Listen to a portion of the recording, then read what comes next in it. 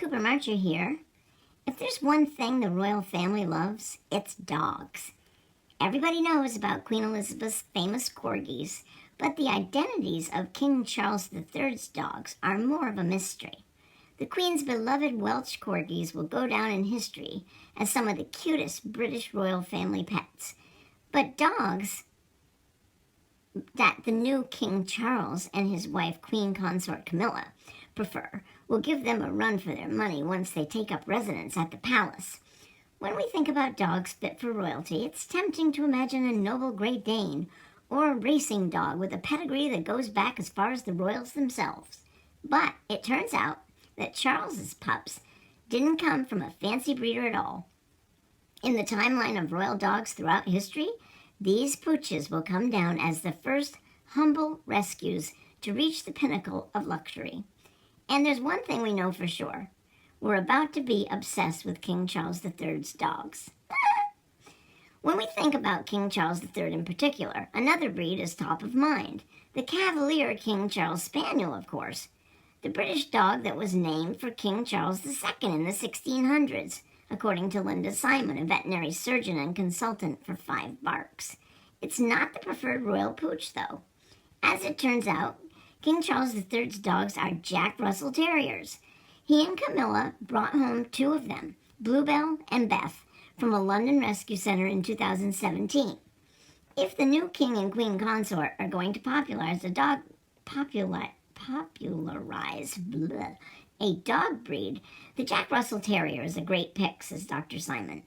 They're generally healthy thanks to their sensible body shape and the fact that they're not snub-nosed, she says. And although they can be hyperactive and bark a lot, owners can manage their rambunctious tendencies with enough exercise and training. These feisty little guys are wire-haired dogs, small in stature, but long in endurance.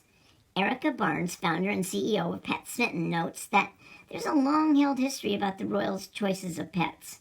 The family might strategically select smaller breed dogs so that they don't come across as too domineering or dictatorial to the British public, she says.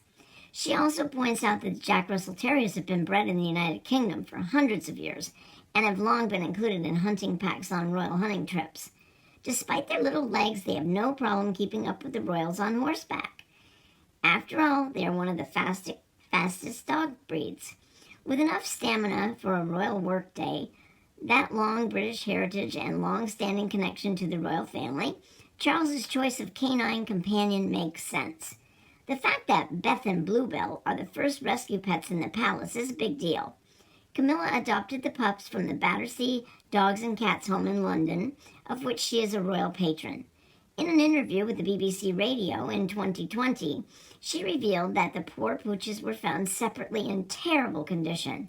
Bluebell was rescued while wandering the woods, and Beth had been moved around her whole life. They found Bluebell 2 or 3 weeks later, wandering about in the woods, covered in sores, virtually dead, she said in an interview, and they nursed her back to life, and her hair grew again. She's very sweet, but a tiny bit neurotic, shall we say. Fortunately, the two dogs got along well, and considering they're now King Charles III's dogs, they'll certainly never want for anything again. I'd say they're lucky dogs. Cooper Marchie here. Ciao.